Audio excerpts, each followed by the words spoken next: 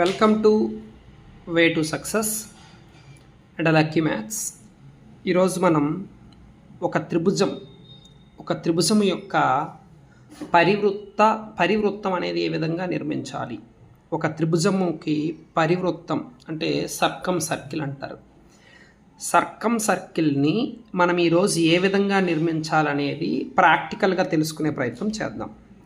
First నేను ఏదో ఒక కొలతలతో ఒక త్రిభుజాన్ని తీసుకుంటున్నా.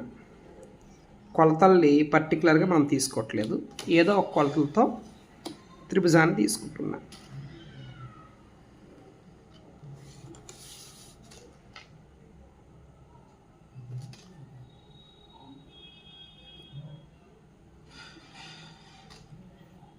ఇలా ఏదో ఒక కొలతలు, నేను ఇక్కడ కొలతలు అనేవి పర్టికులర్గా మెన్షన్ చేయలేదు. దీనికి ట్రయాంగిల్ ఏ బిసి, ఇక్కడ ఈ వెర్టెక్స్ బి, ఈ వెర్టెక్స్ ఏ, ఈ వెర్టెక్స్ సి అని పేరు పెట్టాం. ఇప్పుడు ట్రయాంగిల్ ఏబిసి అనే ఈ ట్రయాంగిల్కి మనం సర్కం సర్కిల్ అనేది ఏ విధంగా ఫైండ్ అవుట్ చేయాలో చూద్దాం. క్లియర్గా వినండి. మనం ఫస్ట్ వీడియోలో ఒక లైన్ సిగ్మెంట్కి అంటే రేఖాఖండానికి లంబ సమద్విఖండన రేఖ ఏ విధంగా నిర్మించాలో ఆల్రెడీ తెలుసుకున్నాం. అంటే పర్పెండిక్యులర్ బైసెక్టార్ లైన్ అనేది ఒక లైన్ సిగ్మెంట్కి ఏ విధంగా నిర్మించాలో మనం తెలుసుకున్నాం. అయితే ఇక్కడ ట్రయాంగిల్లో 3 సైడ్స్ కనిపిస్తున్నాయి మనకి, ఏబి, అదేవిధంగా బీసీ, అదేవిధంగా ఏసీ. ఇలా 3 భుజాలకి 3 లంబ సమద్విఖండనలు ఏర్పడతాయి, 3 లంబ సమద్విఖండన రేఖలు ఏర్పడతాయి.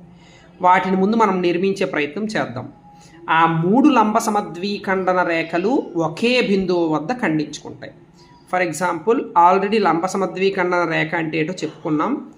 ఒక భుజం తీసుకుంటున్నాం కదా, ఆ భుజానికి సుమారుగా సగము కంటే ఎక్కువ కొలతతోటి అటువైపు ఒక ఆర్క్ చాపము, ఇటువైపు మరొక చాపాన్ని గీసాం. అదేవిధంగా కొలత మార్చకుండా ఆ భుజము యొక్క రెండవ చివర శీర్షము నుండి అదే కొలతతో ఆ రెండింటికి ఖండించినట్లు, ఇక్కడ ఇది ఖండించలేదు కదా, ఖండించలేదు కాబట్టి అదే కొలతతో ఖండించేటట్టు మనం తీసుకుంటాం. ఎప్పుడైతే ఇలా ఖండించిందో ఈ ఖండించినటువంటి ఈ 2 చాపాల యొక్క ఖండన బిందువుల్ని మనం గుర్తిస్తాం. గుర్తించిన ఖండన బిందువుల్ని కలుపుతూ స్కేల్ సహాయంతో ఒక సరళ రేఖను నిర్మిస్తాం. స్కేల్ సహాయంతో ఒక సరళ రేఖను నిర్మిస్తాం.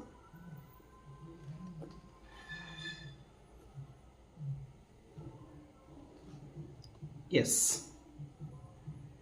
ఈ సరళ రేఖ అనేది ఏబి అనే భుజము యొక్క లంబ సమద్విఖండన రేఖ అవుతుంది. ఇది పెర్పెండిక్యులర్గా ఉంటుంది, ఈ 2 సమానంగా ఉంటాయి. ఇప్పుడు మనం చెక్ చేయాల్సిన పని ఏమీ లేదు, ఎందుకంటే ఆల్రెడీ మనం లంబ సమద్విఖండన రేఖ ఏ విధంగా నిర్మించామో తెలుసుకున్నాం. అదేవిధంగా ఏసీకి అదే కొలత ఉంచొచ్చు, మార్చుకోవచ్చు. ఏసీ పొడవు కొంచెం పెద్దది కాబట్టి మార్చుకుంటున్నాం. ఆ భుజం వరకు మాత్రం మనం ఏది మార్చినా అదే కొలత ఉంచాలి, ఆ భుజం వరకు. సో ఇప్పుడు సేమ్ ఇక్కడ కూడా, ఇక్కడ ఒక చాపాన్ని, ఇటువైపు మరొక చాపాన్ని కొట్టాం.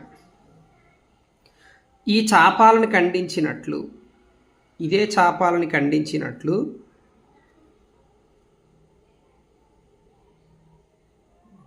ఈ చాపాలని ఖండించినట్లు ఏసీ యొక్క ఈ చివరి బిందువు అయినటువంటి సి నుండి వాటిని ఖండించేటట్లు 2 చాపాలని కొడుతున్నాం. మరలా ఈ ఖండన బిందువులను గుర్తిస్తున్నాం. గమనిస్తున్నారా? ఇప్పుడు ఈ ఖండన బిందువులకి కలుపుతూ ఒక సరళ రేఖను నిర్మిస్తాం.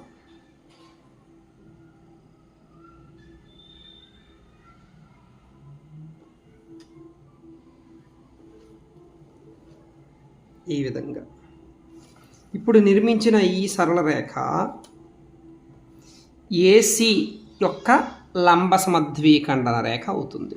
ఏసీ యొక్క లంబ సమద్విఖండన రేఖ. ఎస్. ఇప్పుడు ఏబీకి లంబ సమద్విఖండన రేఖ ఏర్పాటు చేశాము, ఏసీకి కూడా లంబ సమద్విఖండన రేఖ ఏర్పాటు చేశాము. మనం ఇప్పుడు బీసీకి కూడా లంబ సమద్విఖండన రేఖ ఏర్పాటు చేయాలి. అయితే గొప్ప విచిత్రం ఏంటంటే ఈ రెండు ఇక్కడ ఖండించాయి కదా, ఇప్పుడు బీసీకి గీచినటువంటి లంబ సమద్విఖండన రేఖ కూడా అదే బిందువు దగ్గర ఖండిస్తుంది. కావాలంటే ఒక్కసారి చూద్దాం. ఇప్పుడు సి నుండి ఏదో కొంత కొలత ఆ బీసీ యొక్క సగం కంటే ఎక్కువ, ఇదిగోండి బీసీకి సగము కంటే ఎక్కువ ఒక కొలతతో ఇటువైపు ఒక చాపము, ఇటువైపు మరొక చాపాన్ని ఏర్పరుస్తున్నాం. కొలత మార్చకుండా బి నుండి కూడా వాటిని ఖండించినట్లు మరో రెండు చాపరేఖలను గీస్తాం. ఇవి ఎక్కడ ఖండించాయో ఒకసారి గమనించండి. ఖండించినటువంటి బిందువులు, ఇది ఒక బిందువు, అదేవిధంగా ఇది ఒక బిందువు. ఈ రెండు బిందువుల్ని కలిపేటట్టు స్కేల్ సహాయంతో ఈ రెండు బిందువుల్ని ఒక సరళ రేఖతో కలుపుతున్నాం.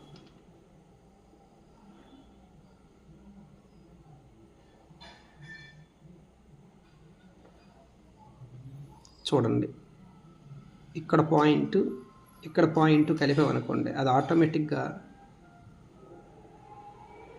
ఎస్ ఈ సరళ రేఖ అనేది బీసీ యొక్క లంబ సమద్విఖండన రేఖ అవుతుంది. బీసీ యొక్క లంబ సమద్విఖండన రేఖ అవుతుంది. అయితే ఇక్కడ మీరు గమనించారా, ఒక త్రిభుజము యొక్క 3 భుజాలకు 3 లంబ సమద్విఖండన రేఖలను గీసాం. ఈ 3 లంబ సమద్విఖండన రేఖలు కూడా ఒకే బిందువు దగ్గర ఖండించాయి. చూడండి, దీనినే మనం ఏమంటామంటే పరివృత్త కేంద్రము అంటాము. ఏమంటాము?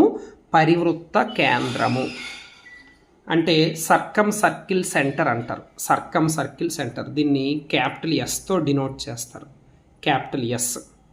అయితే ఏంటి సార్ దీని యొక్క ప్రత్యేకత అంటే, దీని నుండి ప్రతి వెర్టెక్స్ కూడా ఈక్వల్ డిస్టెన్స్లో ఉంటుంది. అంటే ఖచ్చితంగా ఒక సర్కిల్ అనేది ఏర్పడుతుంది.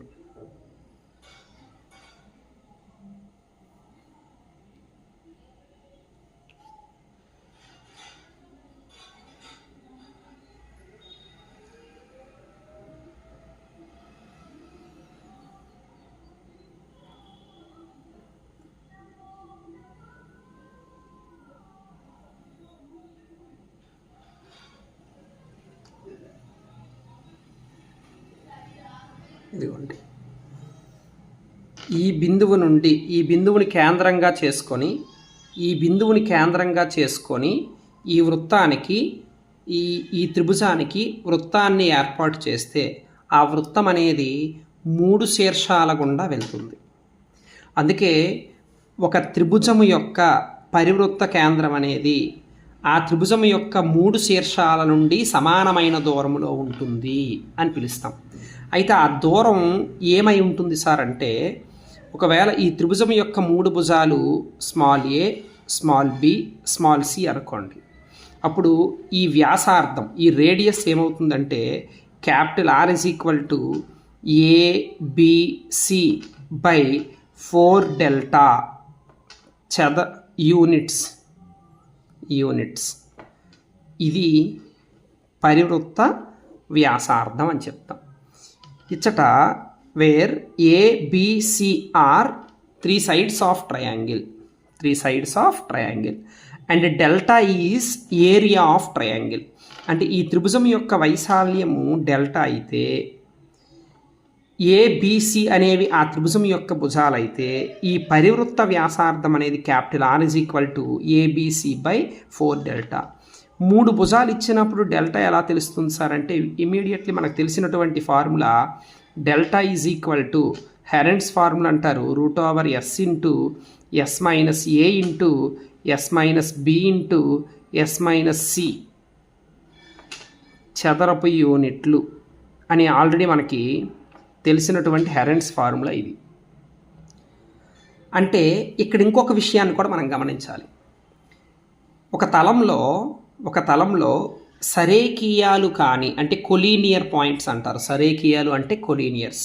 సరేకీయాలు కాని 3 బిందువులు ఏమైనా తీసుకున్నాం అనుకోండి, ఇలా ఆ 3 బిందువులు గుండా ఒక వృత్తాన్ని గీయగలమా అంటే గీయగలము.